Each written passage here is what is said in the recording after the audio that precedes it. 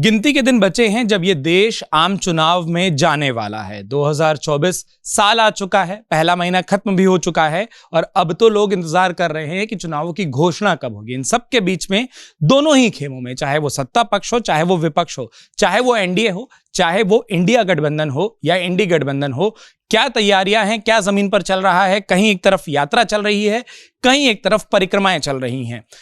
खूब जिक्र आ रहा है अयोध्या का, खूब जिक्र आ रहा है भगवान श्री राम का, खूब जिक्र आ रहा है एजेंसियों का और खूब जिक्र आ रहा है गठबंधन की एकता हो पाने या ना हो पाने का। और इसी पर बात करने के लिए खबरों के खिलाड़ी आप देख रहे हैं, आपका अपना पसंदीदा शो। बिना किसी देरी के इस चर्चा को शुरू करते हैं कि ताकि आपको पता चले कि आखिर 2024 को लेकर हमारे वरिष्ठ पैनलिस्टों का आकलन क्या है। और इस बार थोड़ा सा क्रम को बदलते हुए समीर सर, पहला सवाल मैं आपसे पूछना चाहूंगा। राष्ट्रपति का अभिभाषण हमने सुना, उत्तर प्रदेश सरकार का भी बजट सेशन शुरू हुआ, वहां पर भी पहले दिन राज्यपाल का अभिभाषण हमने सुना। दो बातों का जिक्र खूब आया और जब भी राष्ट्रपति या राज्यपाल बोलते हैं मेरी सरकार का जिक्र करते हैं।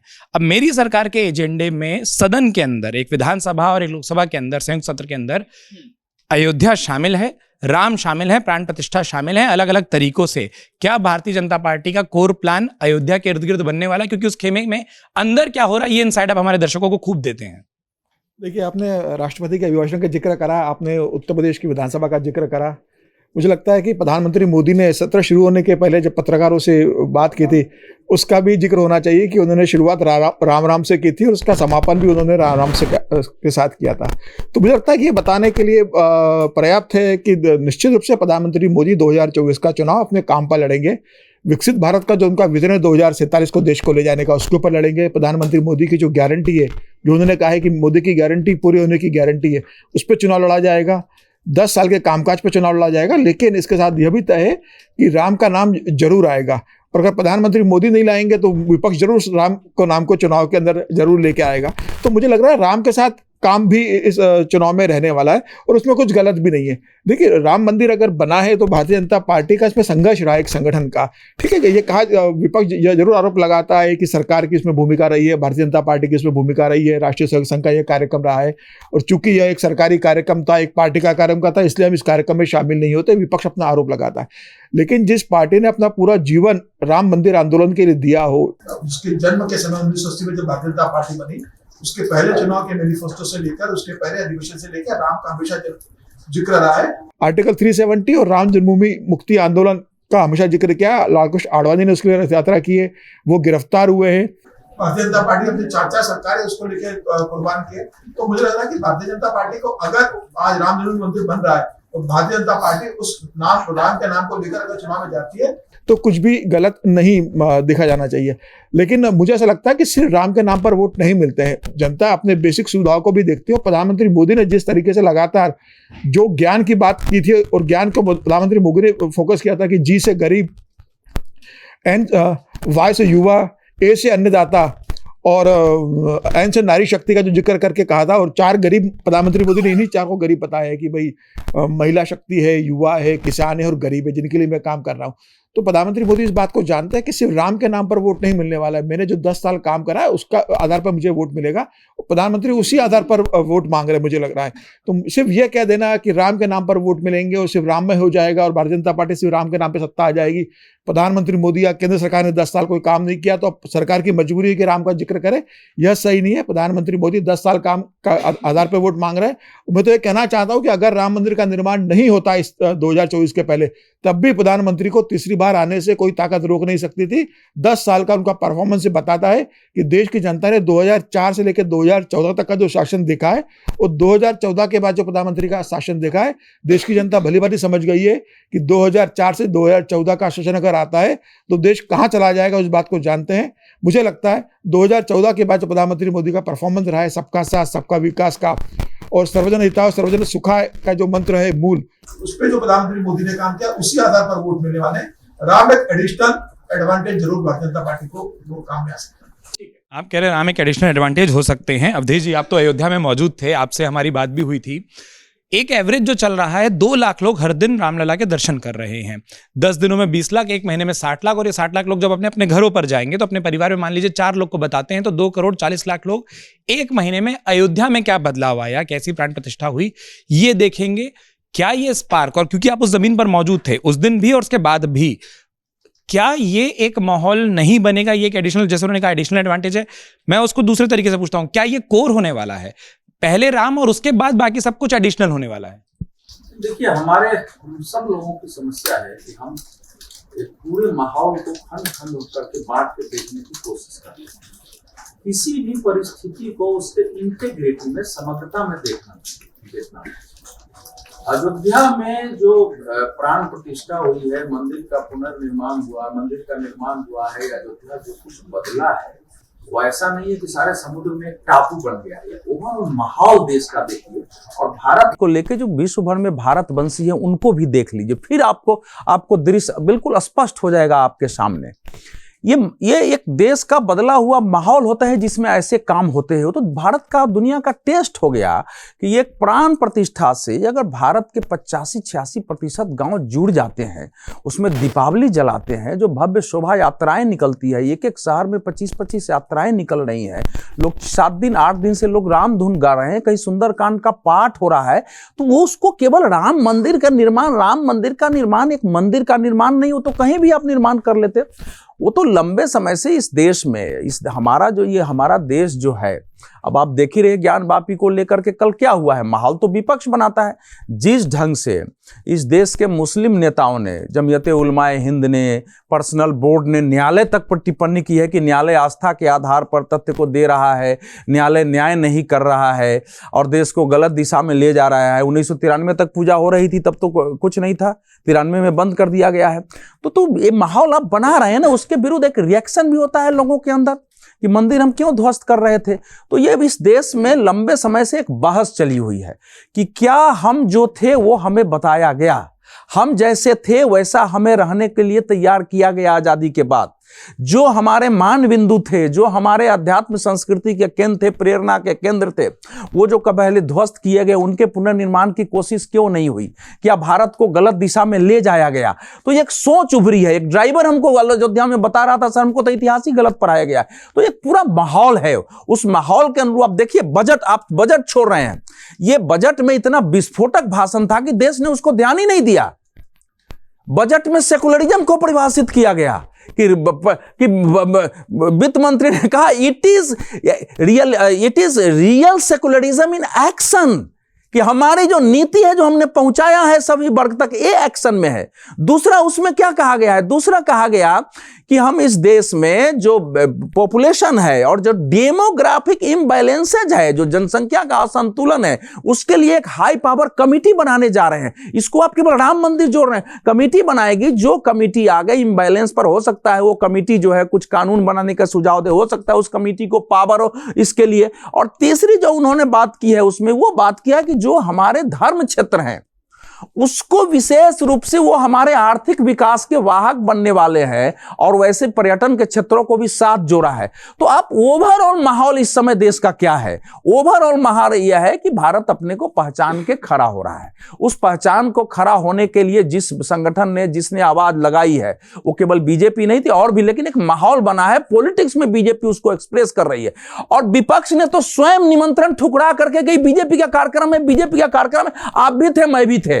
मुझे आपको एक बीजेपी का वर्कर कहीं मिला हो कि हमारा कार्यक्रम है? बता दो। 3 दिन आप थे, 5 दिन मैं था, बता दो। मुझे तो नहीं मिला है कोई कि कर रहा हो कि हम बीजेपी के, हमको वोट दीजिए, या बीजेपी का कहीं कोई लगा हुआ हो, या आरएसएस का कहीं कोई लगे हुए सब रहे होंगे।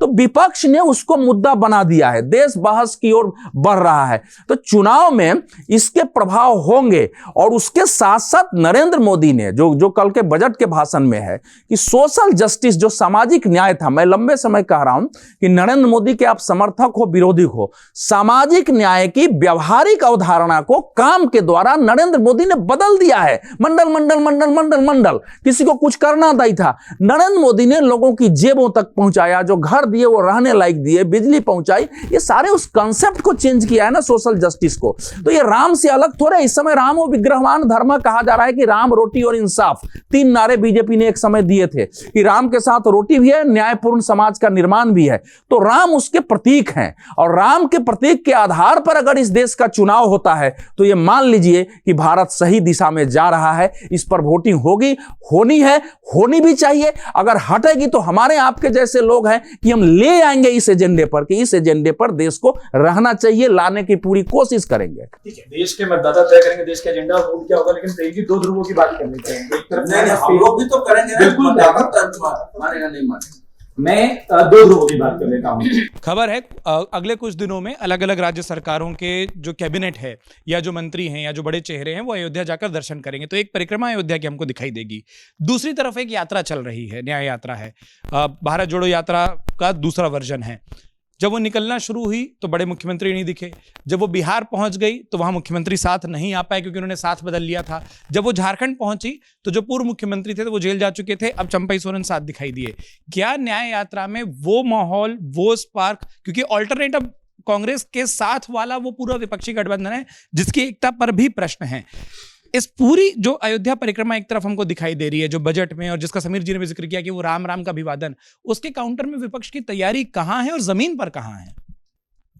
उत्कर्ष जी, बात हम राम मंदिर से ही शुरू करते हैं कि ये सच है कि बड़ी संख्या में लोग आ रहे हैं, हर दिन 2 लाख लोग आ रहे हैं, और जो भावना प्रधान जनता है वो उनसे जुड़ी है, इसमें शिरकत कर रही है।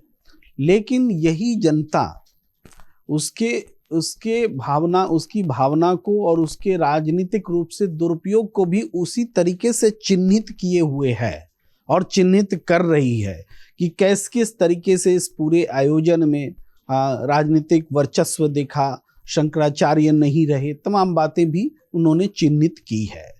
तो ऐसा नहीं है कि ये वोटर, धार्मिक प्रवृत्ति के वोटर इन चीज़ों को सामाजिक और राजनीतिक और आर्थिक समस्याओं से दूर हट करके वोट कर रहे होंगे।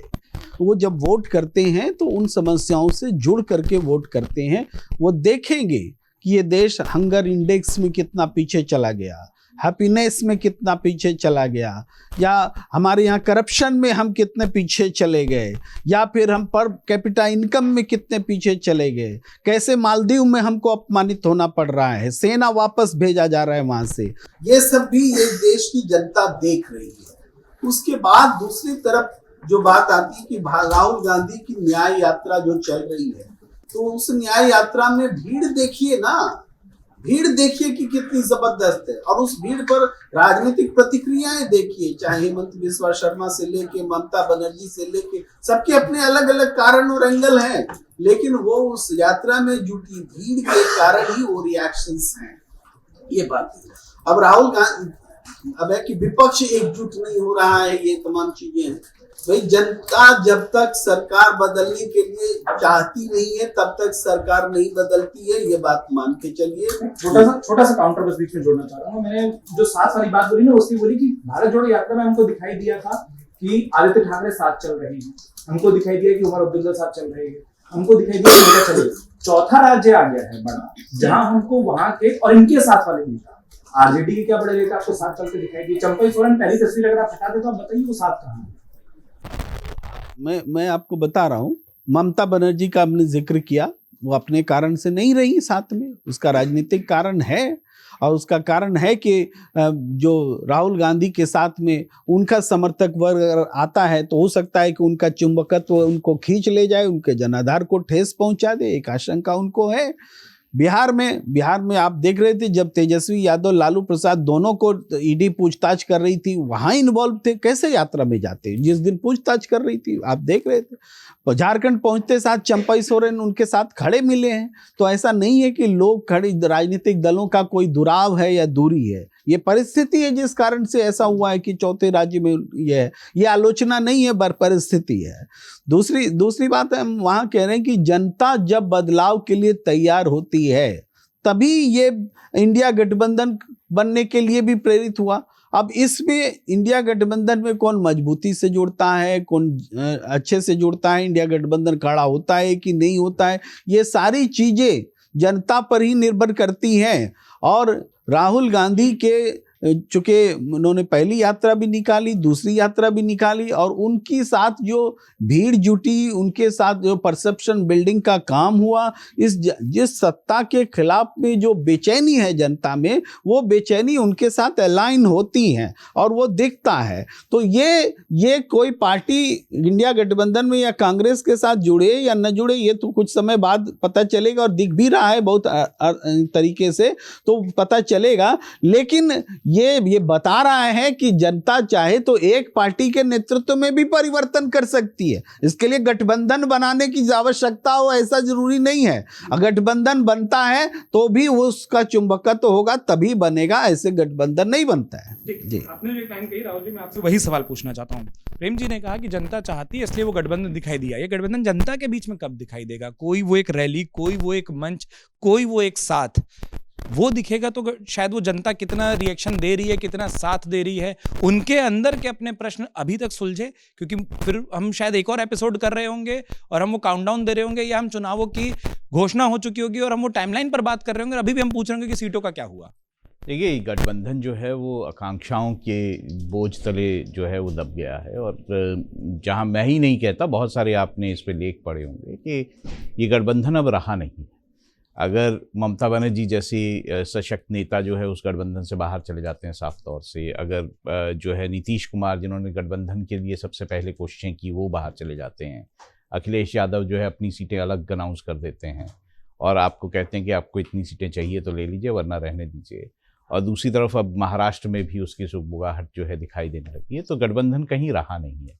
पहली बात ये देखिए, होना ये चाहिए था कि बीजेपी के और एनडीए के खिलाफ इस गठबंधन को एक संयुक्त रूप से कैंडिडेट्स खड़े करने चाहिए थे और लोकसभा चुनाव में उनका मुकाबला करना चाहिए था। जिस तरह का माहौल इस वक्त देश में है राम मंदिर को लेकर, या फिर उससे ज़्यादा, देखिए कोई भी जो इमोशनल मुद्दा है वो तभी चलता है जब आपकी बाकी सब चीज़ें सही हों, जब आपका पेट भरा हुआ हो, जब आपको सुविधाएं ठीक मिल रही हों। देखिए, वैसे तो ये चुनाव जो है वो लड़ा जाना दूसरे मुद्दों पे चाहिए था, ये रोज़गार पे चुनाव लड़ा जाना चाहिए था, ये लड़ा जाना चाहिए था मेरी मेडिकल सुविधाएं कैसी हैं, मुझे महंगाई की क्या स्थिति है। पर मुझे नहीं लगता विपक्ष में कोई भी इन सब चीज़ों को बड़े सशक्त रूप से उठा रहा है। एक आध जगह कहीं बोल दिया तो बोल दिया, वरना इसको लेके कोई कैंपेन खड़ा कर रहा है ऐसा नहीं है। अब इसमें बात आती, जो आप गठबंधन के आपने मूल प्रश्न पूछा था, वो ये है कि क्या कांग्रेस को इसमें अकोमोडेटिव नहीं होना चाहिए था, क्या उसे पीछे नहीं हटना चाहिए था, क्या उसकी अपनी आकांक्षा वैसी नहीं थी कि वो इस पशुपेश में थी कि क्या वो जो है मेन जो पार्टी है जिसको इस देश में जो मेन पार्टी मान के कि वो बीजेपी का मुकाबला कर सकती है, उससे थोड़ा पीछे हटती और इन लोगों को अकोमोडेट करती, क्योंकि ये लोग जो चाहे जो भी उनके गठबंधन के सहयोगी थे वो अपने अपने राज्यों में बहुत सशक्त थे, उनको सपोर्ट करके एक पावरफुल जो ऑपोजिशन है उसको खड़ा करती इन चुनावों में।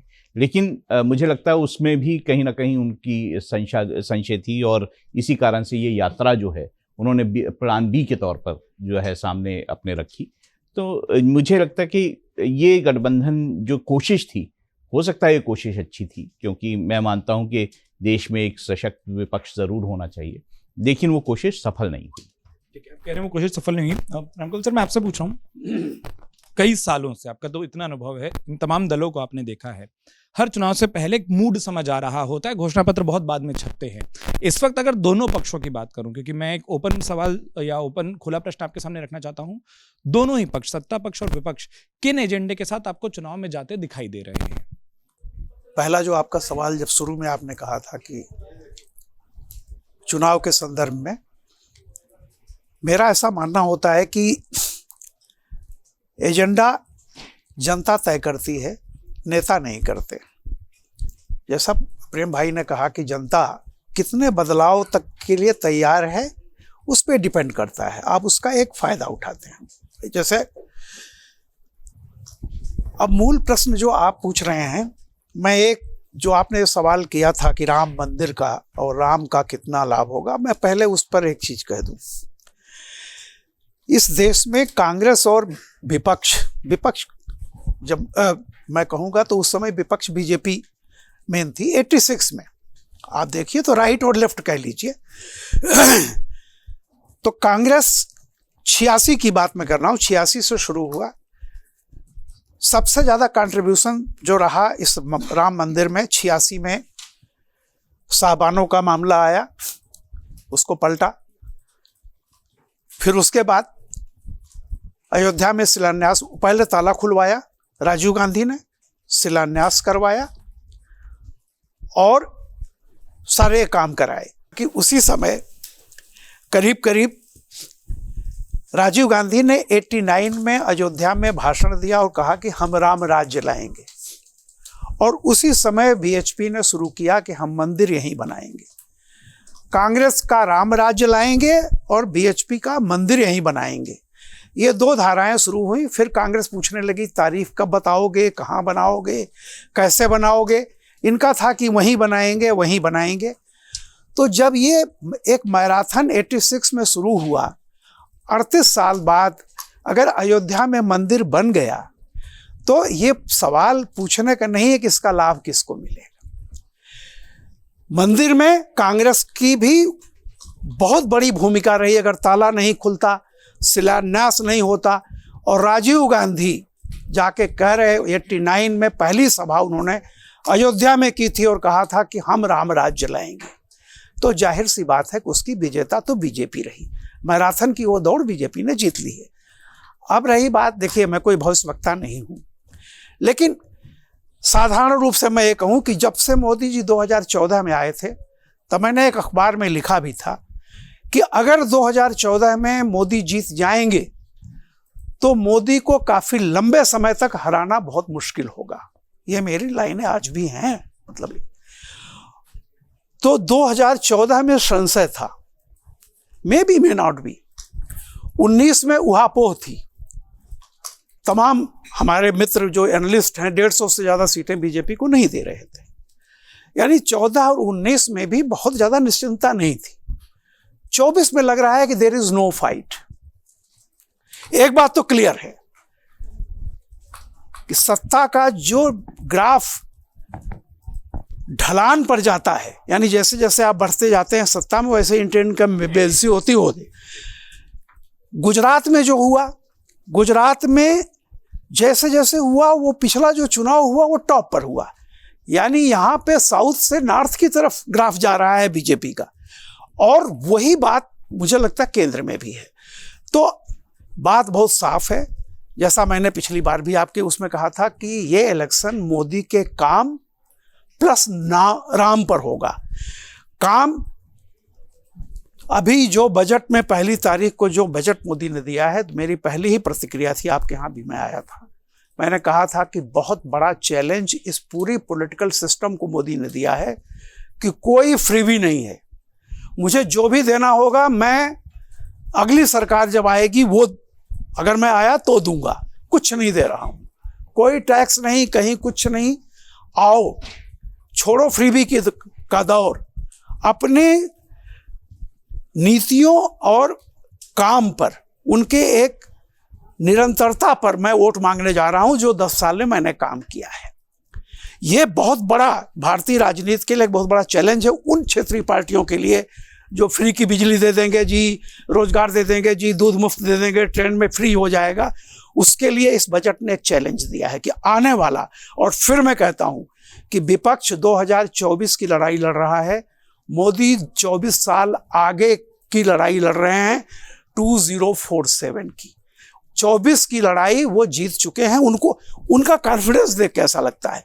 सिर्फ बहस इतनी है कि जो कल खड़गे जी ने पार्लियामेंट में कहा कि आप तो 400 कह रहे हैं, वो 400 होता है नहीं होता है मैं नहीं जानता, लेकिन बीजेपी इतना बड़ा जनरल इलेक्शन जहां पर बिल्कुल लगता हो कि एक पार्टी आएगी, शायद वो 84-85 का रहा, उसके बाद से 2024 है। क्रिकेट प्रेमी इस देश में क्रिकेट का टर्म है फ्री हिट। अब लोकसभा की बहस देख रहे थे, असदुद्दीन ओवैसी ने कहा कि आप 17 करोड़ लोगों से उनके पूजा के अधिकार को छीन रहे हो। क्या समाजवादी पार्टी के एक बड़े नेता बोलते हैं अदालतें गलती कर जाती हैं।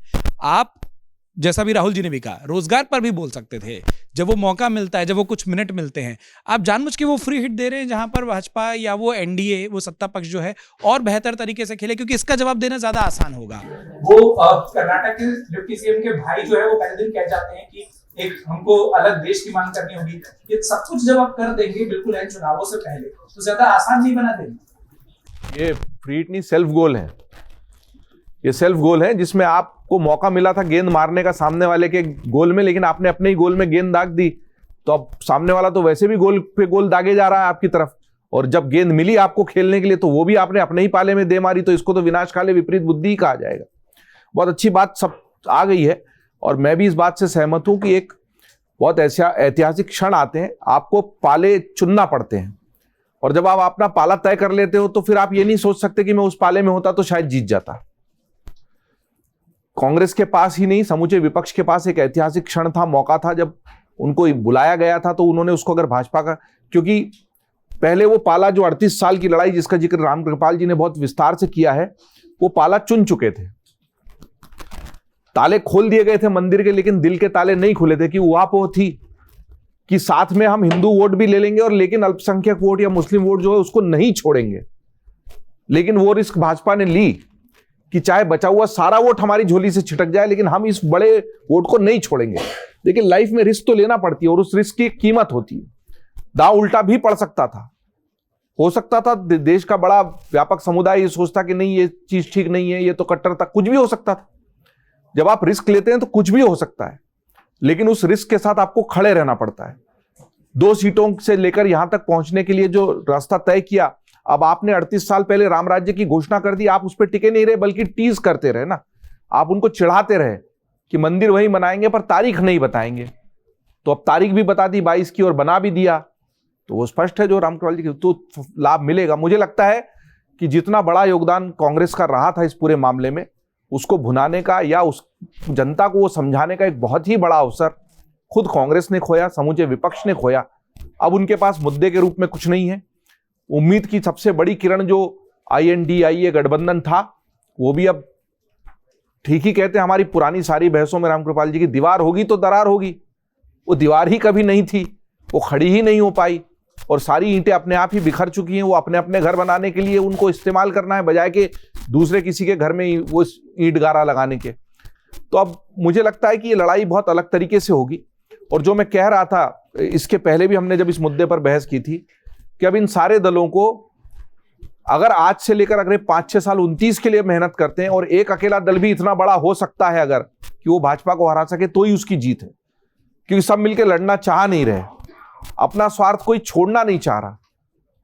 तो अब कौन सा ऐसा दल है, वो बचता कांग्रेस ही है। क्या न्याय यात्रा या ऐसे सब उपक्रमों से वो अपने आप को इतना बड़ा बना लेगा? नहीं बना पाएगा। अगर बना लेगा तो अच्छी बात है। कोई एक दल इतना बड़ा हो सकता है क्या कि वो भाजपा को हरा दे? इस सवाल का उत्तर अगर हम ढूंढेंगे तो सारी बहस का उत्तर हमको मिल ही जाएगा। देखिए, ऐसा है ना कि जो तथ्य है वो सामने है, आपके पास मौका था, आप किस पाले में खड़े रहना चाहते हैं।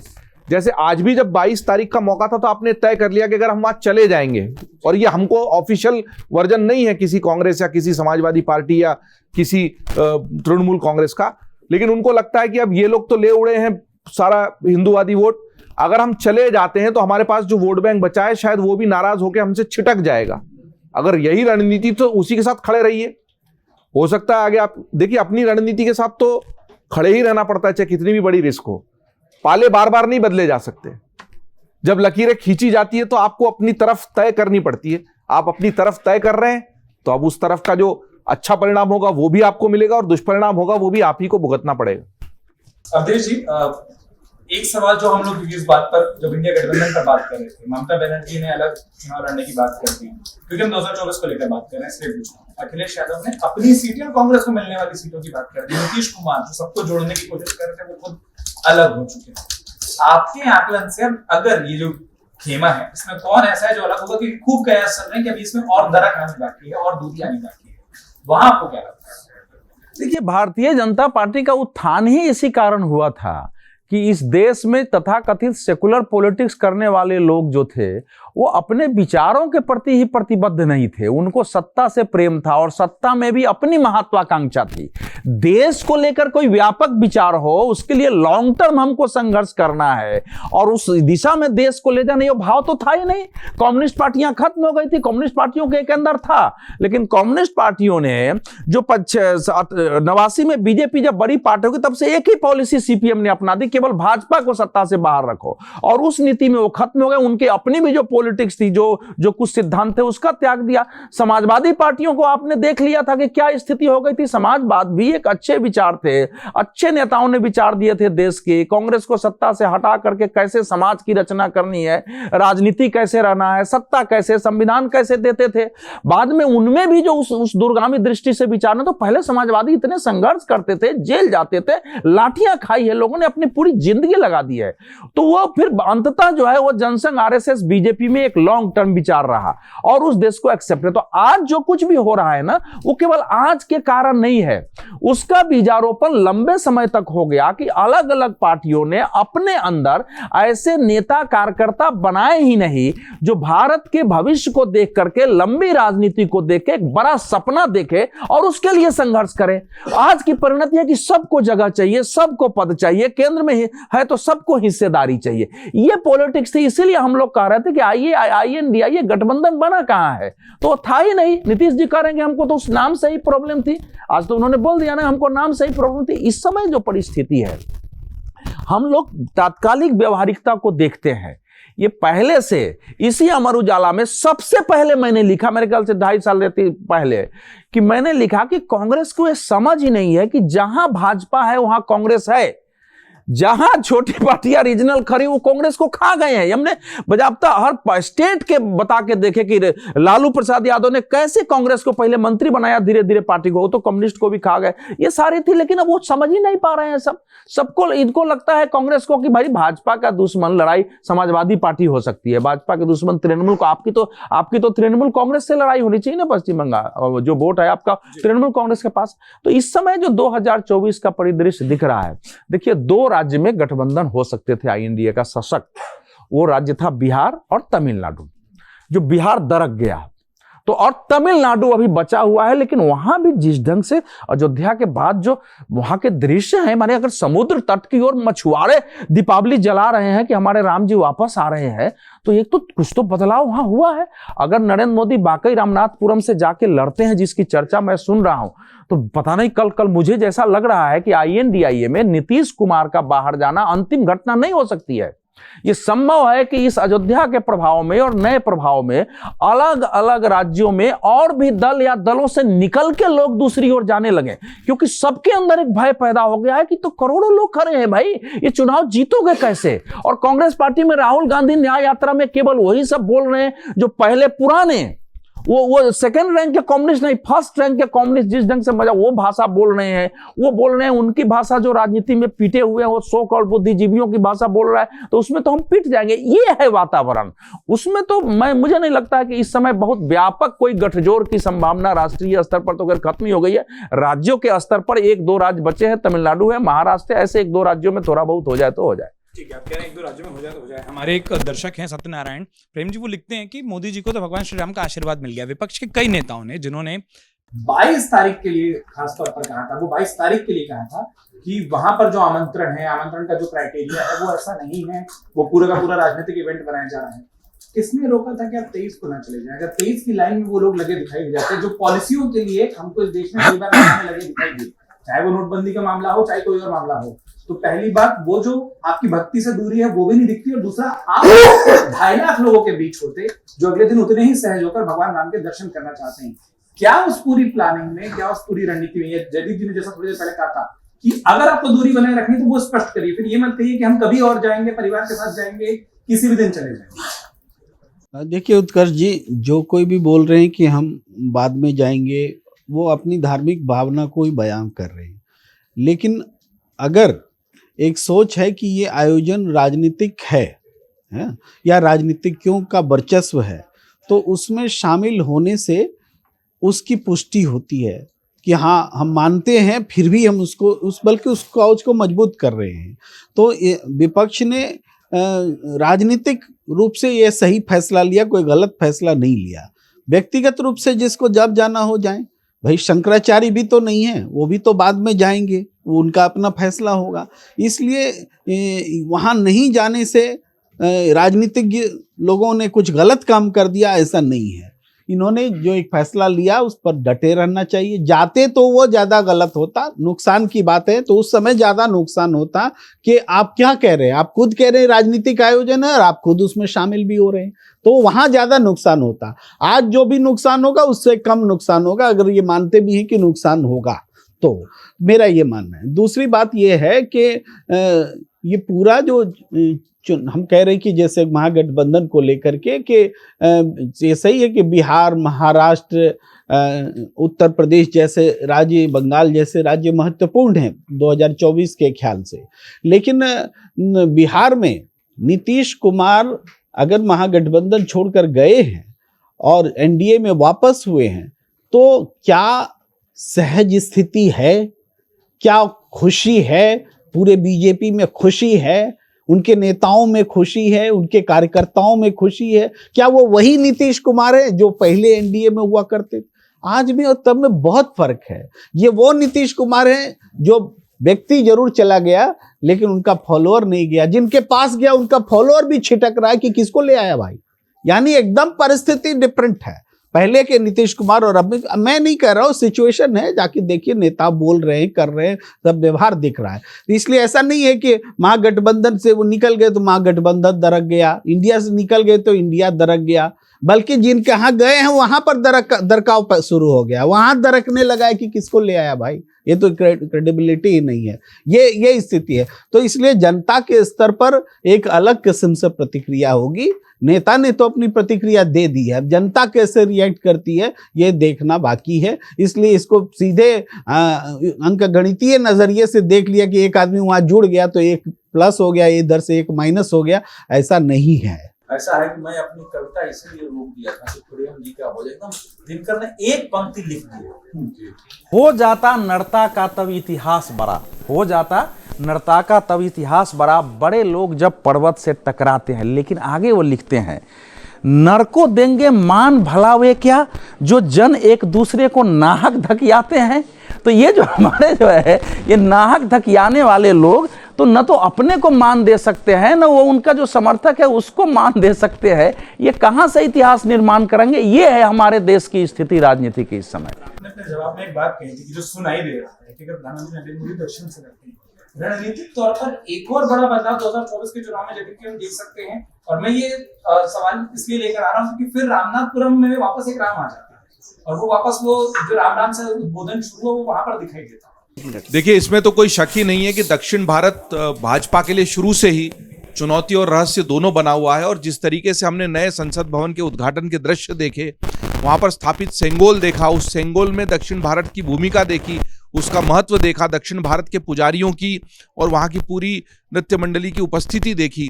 22 तारीख के इतने बड़े महती अनुष्ठान में, प्रतिष्ठान में और प्राण प्रतिष्ठा के समारोह के ठीक पहले प्रधानमंत्री नरेंद्र मोदी के जो दक्षिण भारत से पूरे रामेश्वरम से लेके अभी सारे दृश्य आए, वो स्पष्ट बता देते हैं कि दक्षिण भारत भारतीय जनता पार्टी की और खुद नरेंद्र मोदी की रणनीति और राजनीति में कितनी महत्वपूर्ण भूमिका रखता है और निभाता है। और इसी से ये तय होगा कि आगे जाकर वो वहां से अगर चुनाव लड़ते हैं या उस सीट से वो खड़े होते हैं तो इसमें कोई आश्चर्य की बात नहीं होगी, इसमें कोई अलग बात नहीं होगी। देखिए, सारे ध्रुव साधने की कोशिश कर रहे हैं। अब तो ये खबर भी आ चुकी है कि लाल कृष्ण आडवाणी जी को भारत रत्न दिया जा रहा है, कर्पूरी ठाकुर की घोषणा हुई। तो ये देखिए, सारे ध्रुव एक साथ साधने की कोशिश भारतीय जनता पार्टी ने की है। केवल राम के नाम पर चुनाव लड़ने का भी वो जानते हैं कि बहुत बड़ी चीज है, इसकी लहर है, लेकिन उसके बावजूद बात हुई कि लाल कृष्ण आडवाणी जी का योगदान बहुत बड़ा रहा पूरे राम मंदिर आंदोलन, वो क्यों नहीं, वो उनको दरकिनार क्यों? अब देखिए, उनको भारत रत्न देके एक मास्टर स्ट्रोक और खेल दिया गया है। कोई भी कोना, यही सबसे बड़ी बात है कि आप जब काम करते हैं तो किसी भी तरह का जोखिम नहीं लेते हैं, कोई भी मोर्चा खुला नहीं छोड़ते हैं, हर मोर्चे पर नाकेबंदी करते हैं, तब ना जाकर आप उस तरह का भव्य निर्माण कर पाते और उस तरह की सत्ता विजय हासिल करते। मुझे लगता है विपक्ष को भी इससे सबक लेना चाहिए। एक भी मोर्चे को अगर आप खुला नहीं छोड़ेंगे, अपने वोट जहां से आते हैं उस आवाज की प्रतिध्वनि जहां जहां सुनाई देती है वहां वहां पर आप उसको सुनवाते हैं, तब जाकर उस तरह की रणनीति बनाते हैं। जब आपको विजय हासिल मिलती है आज हम लोग भी इतना विश्लेषण कर रहे हैं, पर हम खुद जान रहे हैं उस तरह के मुद्दे विपक्ष के पास नहीं है। इससे वो सबने तय कर लिया कि हम अकेले नहीं हराएंगे, मिलकर हराएंगे। मिलकर आप लड़ ही नहीं पा रहे हैं, किस बात पर बहस की जाएगी ये बताइए। जो आप कह रहे हैं रामकृपाल सर, मैं इस पूरी चर्चा का अंतिम सवाल आपके पास लेकर जा रहा हूं। हमारे एक दर्शक हैं लालमान गुप्ता, वो लिख रहे हैं कि वही जो लहर मान लीजिए, जो रणनीति मान लीजिए, जो काम मान लीजिए, जिसकी आप बात कर रहे थे कि वो ग्राफ जो ऊपर जा रहा है, विपक्षी गेम की सबसे बड़ी दिक्कत ये है कि वो कॉन्फिडेंस नहीं दिख रहा लड़ाई करने का। क्या सच में धरातल पर यही वाली दिक्कत है जिसके कारण कई कारणों से, वरना अगर वो जीत का कॉन्फिडेंस दिखते हैं, तमाम कॉन्फिडेंस दिखते हैं, तो शायद वो चीजें बेहतर हो जाती है। क्या वो कॉन्फिडेंस की कमी है जैसा हमारे दर्शक ने? देखिए, एक पेड़ है जिसपे आम है और एक पेड़ ऐसा है जिसपे कोई आम नहीं है। तो उस पेड़ पर आम तोड़ने के लिए आप काहे को परिश्रम करेंगे भाई? कॉन्फिडेंस के लिए भी जरूरी है, किसी भी चीज के लिए, कि क्या हासिल होगा ये कुछ दिखाई तो पड़े ना। देखिए, मैं डे वन से इस बात को कह रहा हूं कि दो शब्द होते हैं, what is and what are to be. क्या है और क्या होना चाहिए। ये जो खुशफहमी हम लोग पाले रहते हैं ना, विपक्ष विपक्ष विपक्ष, अच्छी बात है।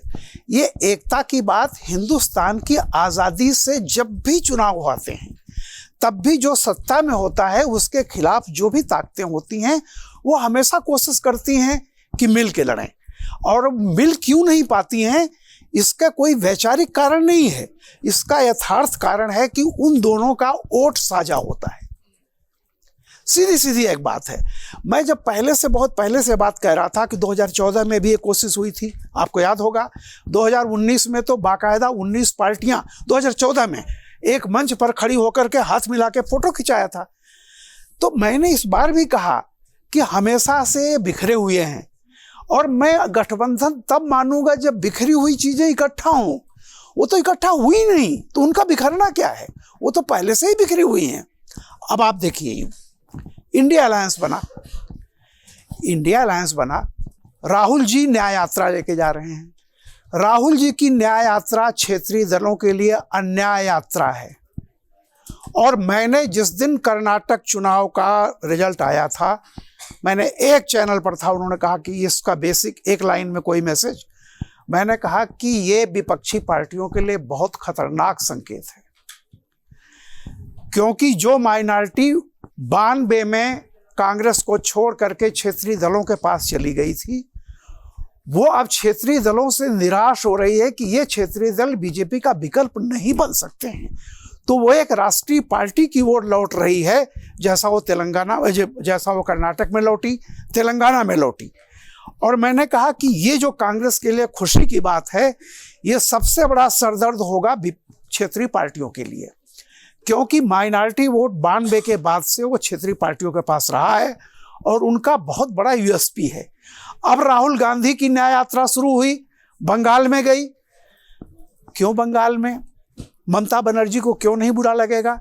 एक कांग्रेस का विधायक जीता था, विधायक जिसको ममता बनर्जी ने बर्दाश्त नहीं किया, अपनी पार्टी मिला लिया। अब राहुल जी अगर गए हैं तो वो क्या ममता बनर्जी को स्ट्रेंथन करने गए हैं या कांग्रेस पार्टी को? और अगर कांग्रेस पार्टी को स्ट्रेंथन होगी तो वो किसके वोट से स्ट्रेंथन होगी? माइनॉरिटी वोट बीजेपी के पास नहीं है। तो जाहिर सी बात है कि इसमें, मैंने पिछली बार भी आपके यहाँ कहा था, कांग्रेस के सामने सिर्फ दो रास्ते हैं।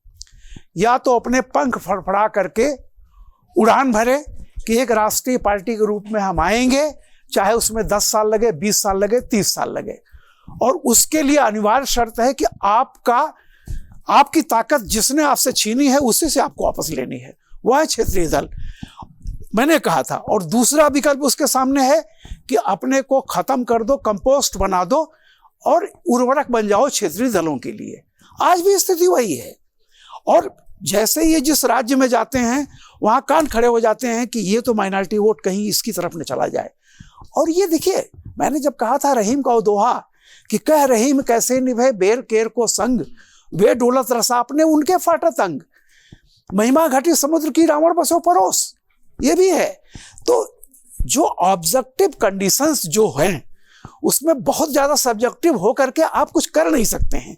ये इनहेरेंट कॉन्ट्रडिक्शंस हैं, ये जिसको कहते हैं ना अंतर्निहित अंतर्विरोध हैं। अंतर्निहित मुस्लिम वोट अगर बटेगा तो भाजपा को फायदा होगा, बड़ी सिंपल सी बात है। आजमगढ़ में अखिलेश जीते थे, उसके बाद बाई इलेक्शन हुआ, बीजेपी उस समय से कम वोट पाकर के जीत गई।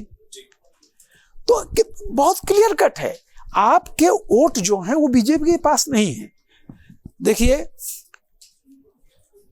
पिछड़ा वर्ग ओबीसी कभी भी कांग्रेस का कोर स्ट्रेंथ नहीं रही।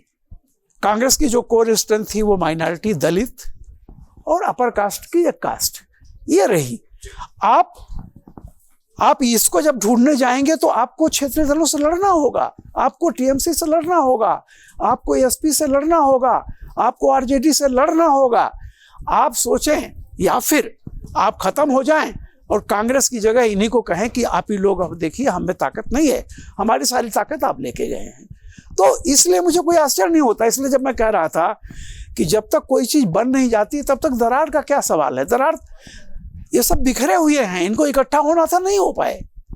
ठीक है, और जहां आपने कहा वहीं पर पूरी चर्चा को अगर खत्म करें, 2024 बड़ा ही ऐतिहासिक साल होने जा रहा है। जो 22 जनवरी को हमने देखा वो एक इतिहास था, और अब जब ये लोकसभा के चुनाव आ जाएंगे जिस पर हमने चर्चा की है कि उसको लेकर इस वक्त तैयारियां दोनों ही पक्षों में क्या दिखाई देती है, तो परिणाम जिस ओर भी जाएगा वो अपने आप में एक ऐसा इतिहास होगा जिसे शायद भारतीय राजनीति में सालों तक याद रखा जाएगा। आप दोनों ही खेमों की तैयारियों को लेकर आपके अपने विचार क्या है, कमेंट बॉक्स में वो लिखकर जरूर बताइए, ताकि जब अगली बार आप पसंदीदा अपना शो देखें तो उसमें हम आपके नाम को, आपके सवाल को और आपके सुझाव को भी शामिल कर सकें। और अपना वक्त देने के लिए आप सभी का बहुत बहुत शुक्रिया। अमर उजाला को सब्सक्राइब करना और इस वीडियो को अपने तमाम उन दोस्तों के साथ जिनके साथ राजनीति पर आप खूब चर्चा करते हैं शेयर करना बिल्कुल मत भूलिए। अगर आप ये वीडियो YouTube पर देख रहे हैं तो हमारे चैनल को सब्सक्राइब करें और बेल आइकन को दबाना ना भूलें। अगर आप Facebook पर ये वीडियो देख रहे हैं तो हमारे पेज को लाइक करें।